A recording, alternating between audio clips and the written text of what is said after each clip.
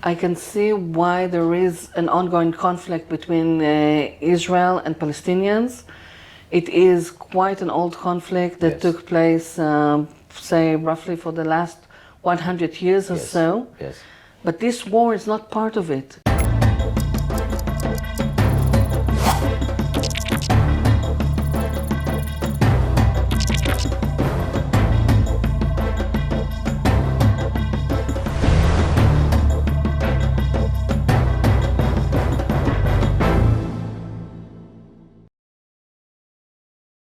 Hi, good day and welcome to another edition of the Lowdown here on GhanaWeb TV. My name is Daniel Oduro. Today I've got an important guest to be having an international conversation with. Over the last 3 weeks or so, you may have heard of the escalation of the Israeli-Hamas conflict, which has claimed a lot of lives, both military and civilians.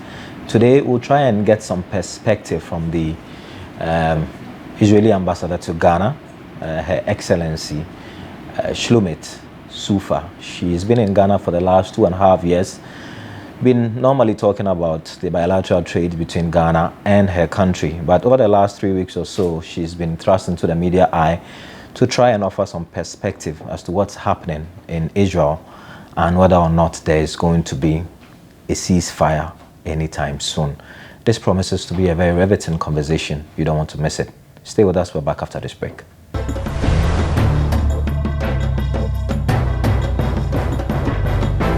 Welcome back from the break. This is still the Lowdown on GhanaWeb TV. My name is Daniel Oduro. As I mentioned in my introduction, today we are privileged to speak to the Israeli ambassador to Ghana, Her Excellency Shlomit Sufa.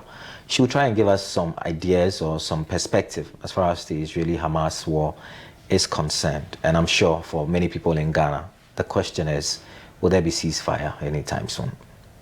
Ambassador, thank you very much for your time. Thank you, Daniel. A lot of things have changed since October 7th. Where were you? Were you in Ghana? Were you outside? And how did you receive the news of the attack on Israel? Well, actually, October 7th was my last day of vacation in Israel. I was due back on the 8th.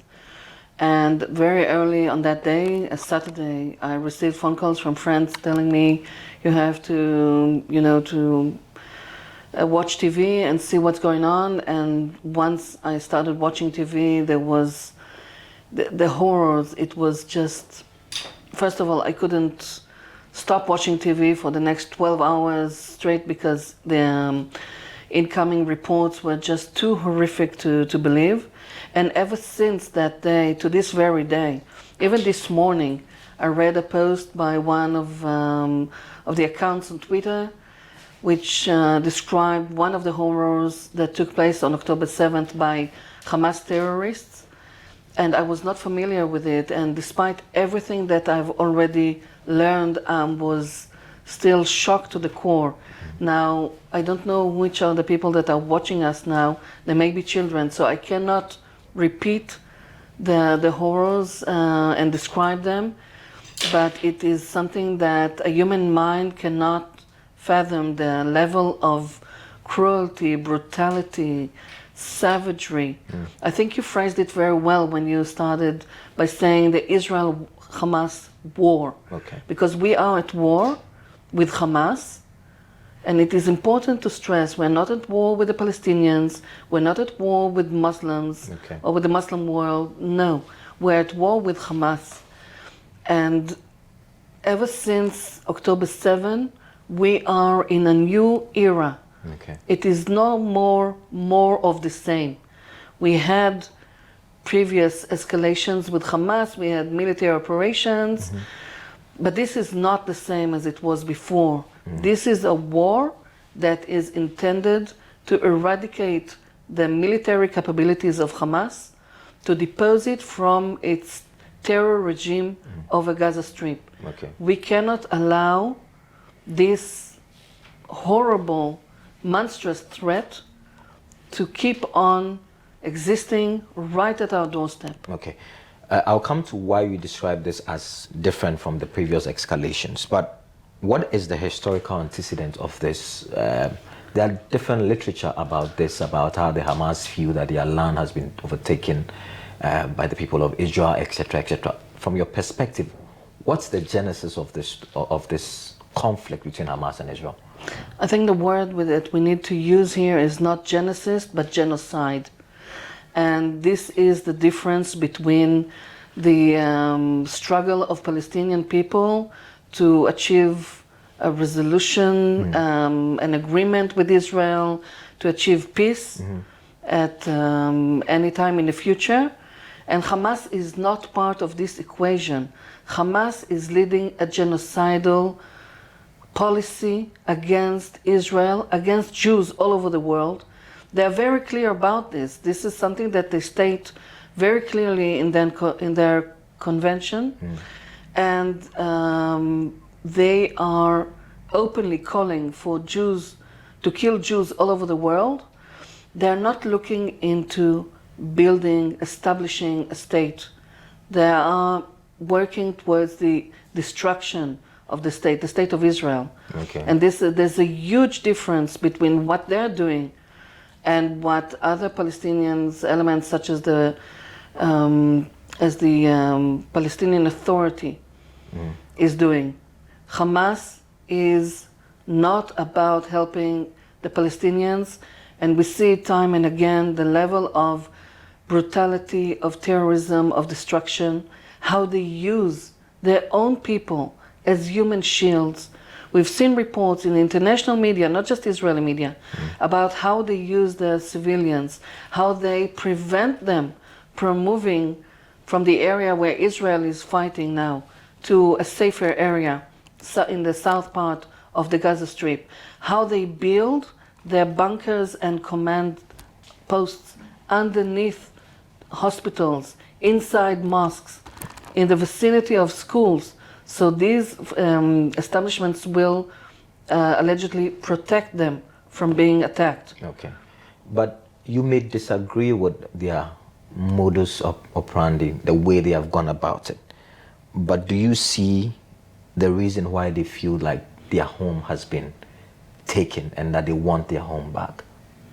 I can see why there is an ongoing conflict between Israel and Palestinians. It is quite an old conflict that took place, say, roughly for the last 100 years or so. Yes. But this war is not part of it. Okay. This war is about Hamas as an extreme Islamist terror organization, recognized and acknowledged as such by the US, the EU, many other countries all over the world.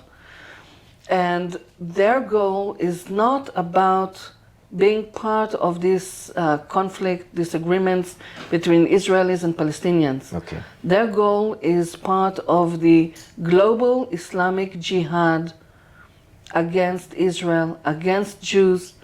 Just 2 weeks ago, they called on their supporters to attack Jews all over the world.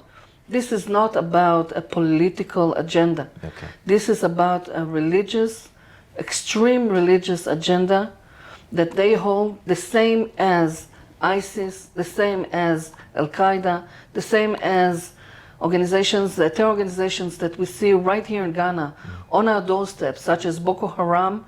They all share the same ideology, and it is not a political ideology. Okay. Many say they see why Israel is also retaliating or trying to exert its authority and power. But in doing that, you are also hurting civilians, and they have become, if you want, collateral damage. And while you may be doing a good thing, the loss of civilians is something that is an injustice to the world. How do you respond to that? I would say that it is vital to understand that Israel, in order to be leading a legitimate war, we must comply with the laws of armed conflict. We are being very careful to make sure that we comply to the provisions of the laws of armed conflict. All the targets that we hit are being reviewed to make sure that they are legitimate. And we try the best as we can not to hurt civilians. Sometimes it is unfortunately impossible, but the goal is never to hurt civilians. I cannot stress this enough. Okay. We do not wish to hurt civilians, and again, sometimes it is inevitable, but it is a question or a demand that should be addressed to Hamas, because Hamas is, as I said, using its civilians as human shields, is preventing them from clearing from a dangerous area to a safer area, where Israel has declared that this place will be safe and will not be attacked. They are using, as I said, those facilities where civilians find refuge, such as hospitals. Yeah. So they're using these hospitals, and at the end of the day, the Hamas terrorists, and this is one of our greatest challenges, they find refuge and shelter in the tunnels that they have built underneath Gaza. You have to think of Gaza as a metro city, where you have hundreds of kilometers of tunnels and bunkers built underneath the city. If Hamas would in any way have their own civilians under consideration, trying to protect them, maybe they would allow them to find refuge in those tunnels. Okay. But they do not. On the contrary, not only do they not allow them access to any shelter, but they deprive them of the means that they are currently at the Gaza Strip. Okay. Fuel, water, medical supplies.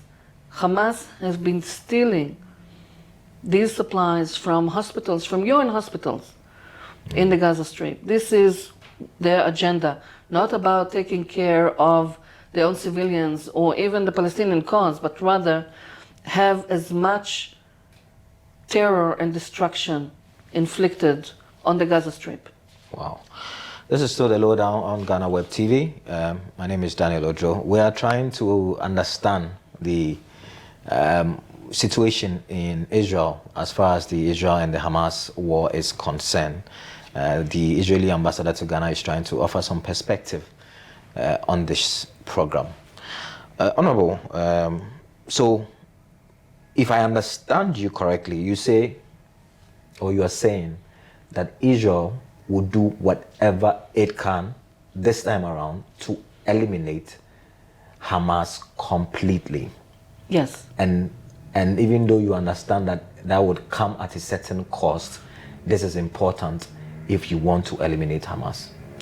I'm saying that exactly, and I'm saying that people and countries that call for, say, a truce or some kind of ceasefire need to understand that these measures, if taken, will only allow Hamas to rearm itself, to reprovision itself. You don't want that to happen. To re-strengthen and get ready for the next part of the war. Okay. And if we are calling for a long-term ceasefire, the only thing that we will be doing is resetting the timer for the next round of escalation. Okay. We've had that so many times.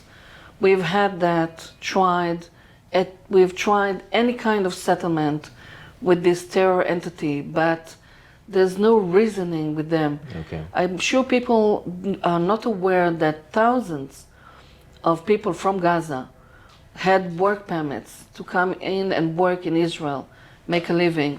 Hundreds of people from Gaza were allowed under medical permits to be hospitalized in Israeli hospitals. Okay.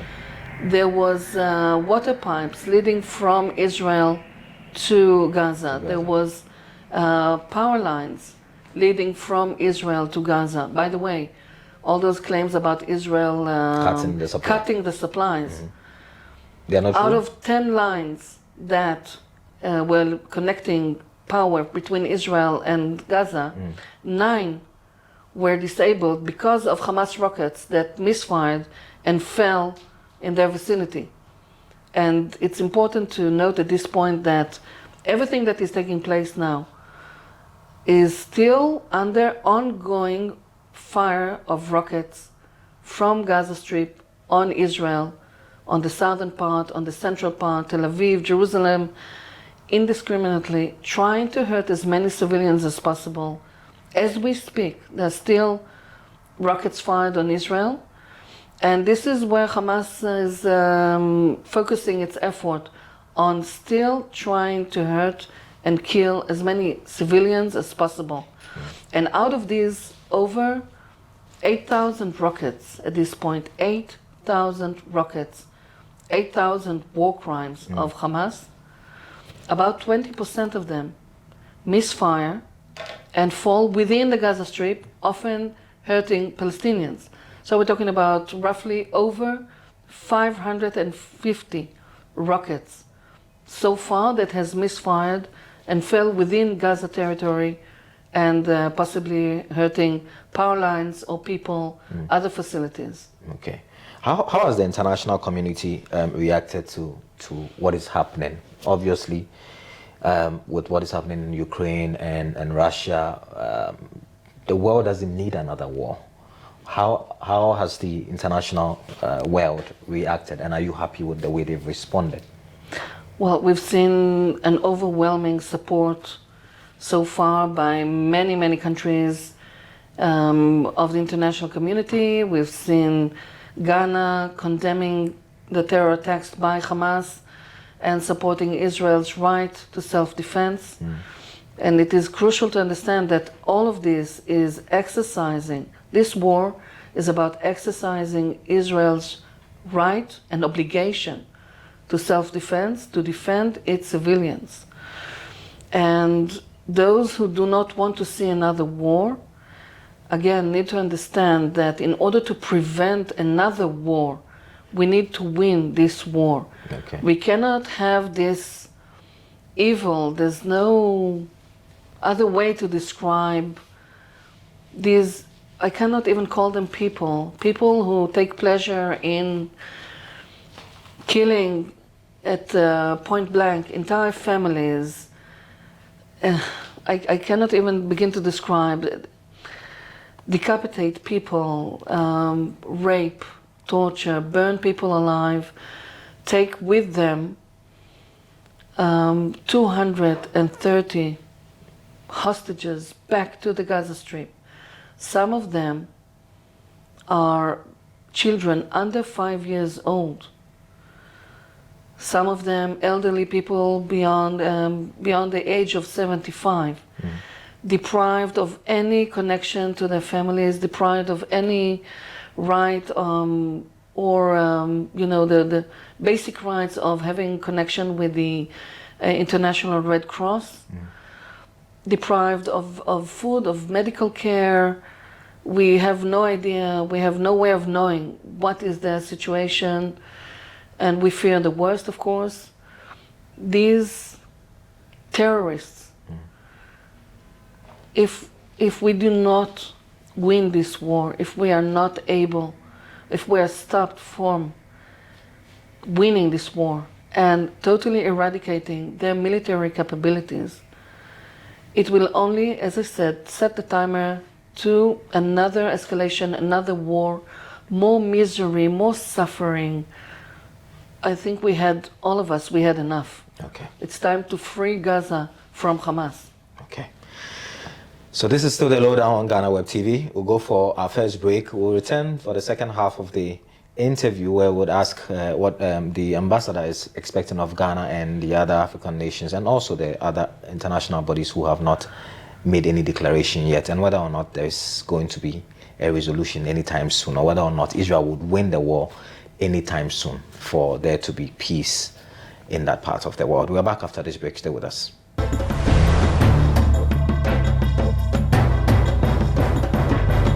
Everyone needs the perfect snack to munch on during a fun moment.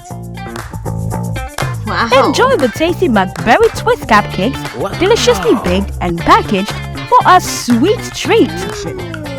Premium quality cakes baked with love for all, enriched in butter and milk. Yummy.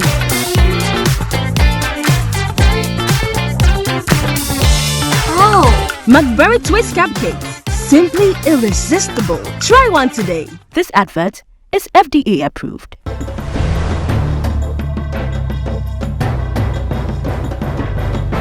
Welcome back from the break. We're into the final lap of our interview with the Israeli ambassador to Ghana. Her Excellency Shlomit Sufa. She's been giving us some perspectives on what is happening in the Israeli-Hamas war, and there are people who say there should be ceasefire.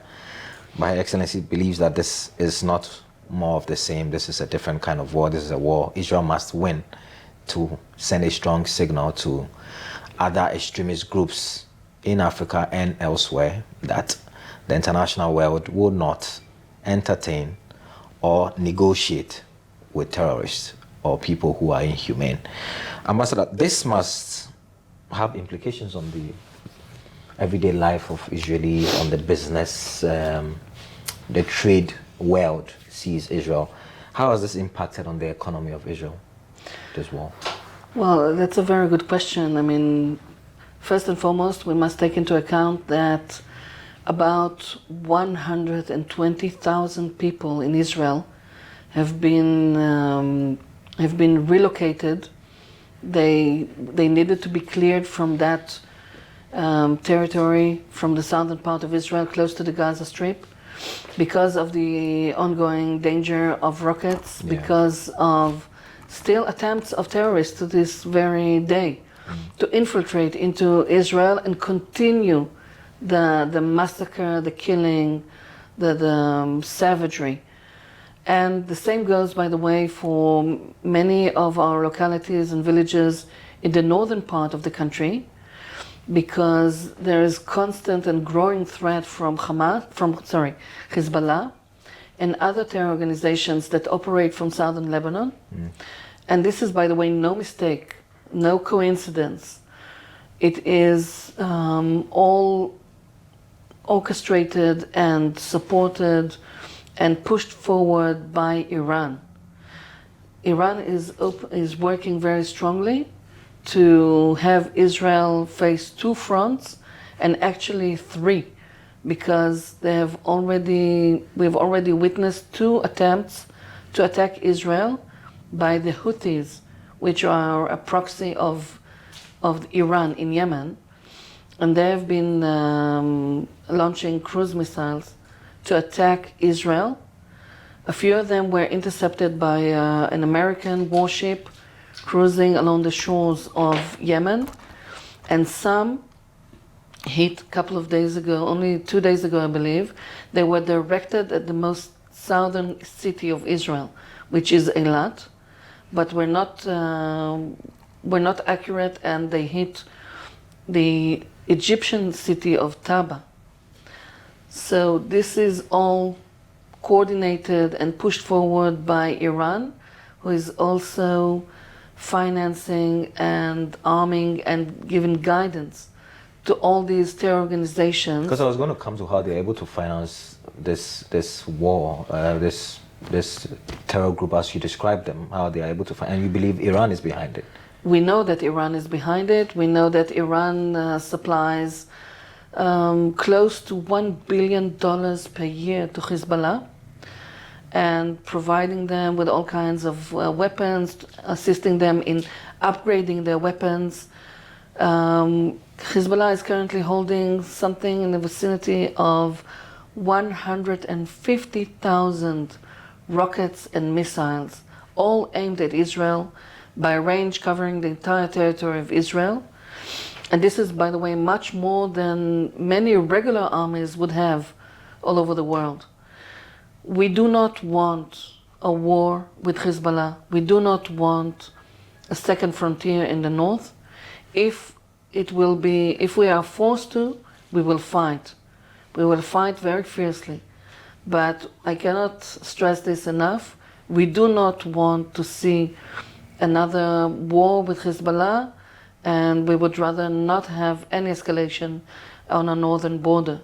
You asked about the impact to Israeli economy. Yeah. Well, war efforts are indeed expensive, and there's a lot of resources that are directed into this war effort. Actually, also the entire civilian population in Israel is mobilized to support the people whose lives have been destroyed in the south, to provide them with alternative housing and food and supplies, because they have lost everything. People are volunteering to dig graves because of the huge number of people that have been murdered. We don't even have enough people to dig the graves in the graveyards. Wow. And people all over the country are mobilized to support whatever efforts the economy needs. And we have seen before that we have gone through very difficult wars. And every time the Israeli economy emerged from these wars in a very clear trend of getting stronger and getting better. We believe that this will be the case with this war as well. Despite all the resources, despite the toll that it has, that it is having on Israeli economy, we believe that we will be able to overcome all these challenges and difficulties in the months and years after this war. But do you think this is going to, if we like, discourage, for example, people in Europe, people in Americas who are trying to establish businesses in Israel to say, we cannot guarantee that in the next 10 years, 5 years, there won't be another escalation. So why not why go and put your money in Israel if you cannot predict what's going to happen in the next 5 years? That's an excellent question, because obviously you've seen that Israel is a country that ever since its establishment 75 years ago, we've been through so much. We've been through wars, we've been through military operations, we've been through months and years of terrorism inflicted on Israelis. And despite all this, you see how the Israeli economy was showing remarkable results, especially in the last couple of years. But all through the existence of Israel, you saw a very strong trend of better and better economy and showing better results, and not losing, our international credit rate by international entities that rate each and every country.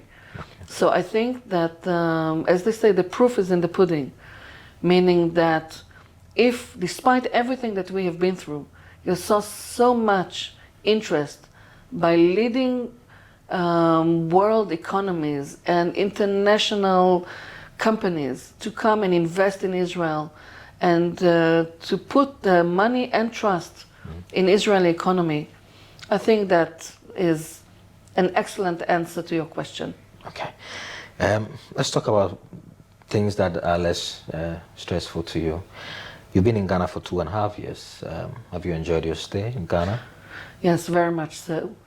Ghana is so warm and welcoming, and Ghanaians are so, something about Ghanaian culture is so in line or so similar to Israeli culture. Oh, okay. In terms of the openness, in terms of the warmth of the people, even informality that you find with so many contacts, the colorfulness, the love of life. I see many similarities between our two cultures. Okay. What do you want to be remembered for, assuming your tenure is over and you've left Ghana? What do you think you want to leave behind as a legacy? I think it's a great question, but I think it's a bit too soon to talk about my legacy. Okay. Let's have this interview closer to the time when I end my tenure here, and then we'll talk about legacy, but this is still not the time yet. Okay. Finally, should people be rest assured that this war will be won anytime soon? If it is not going to be, if it's not winnable, are we going to have ceasefire? Because everybody wants, I think most people want an end to these brutalities. If people want an end to these brutalities, then we must be allowed, as I said before, to win this war, to eradicate Hamas capabilities, to send a very clear signal to extremist Islamist terror organizations all over the world that the world have seen enough terror, enough suffering, and that it is time to come to a place where liberal, law-abiding democracies win this war. I think no one expected United States after 9/11. No one expected to come to a truce or ceasefire with Al-Qaeda. So this is similar Everybody, yes, everybody understood the level of horror and the level of challenge that United States was facing at the time. This is our 9/11, and we must get the support of the international community in order to be able to overcome this challenge, and we believe that this will be for the benefit of law-abiding democracies all over the world. Okay. And you think this will happen anytime soon? Or you think this is, it doesn't matter how long it takes, once it is something that you have to win, you need to win, if it takes even a year or two to do that? I can't believe that this will take so long. We are determined to continue with this war until we are able to win it. I can't give you a time frame. Okay. Israel is, first of all, being very careful about the targets that we choose and aim, because we need to abide to the laws of armed conflict, and also because we want to make sure that we do this in a method that will protect our own soldiers as much as possible. We hope that we will be able to be triumphant, but the real challenge is those thousands and thousands of terrorists still hiding in the tunnels underneath the city, again at the vicinity of churches and mosques and schools and hospitals, trying to find shelter there. The real challenge will be when we will be starting facing those terrorists. Okay. Maza, thank you very much for your time. I know you're very busy, and we hope that there will be an end in sight. I know you are in Ghana, but your mind and everything is still with the people of Israel, where you come from, where you have your family, and obviously it must be a very terrifying situation, because every morning you wake up, I'm sure you are watching the news, you're calling back home to see if everybody is safe. True. But thank you very much for your time, and all the best in your stay in Ghana and in all your endeavors. Thank you very much. Thank you very much, Daniel. My name is Daniel Oduro. This has been another edition of The Lowdown. We spoke, or I've been speaking with the Israeli ambassador to Ghana, Her Excellency Shlomit Sufa. She granted us audience in her office. We'll be back same time with another edition of the show. Until then, it's bye for now.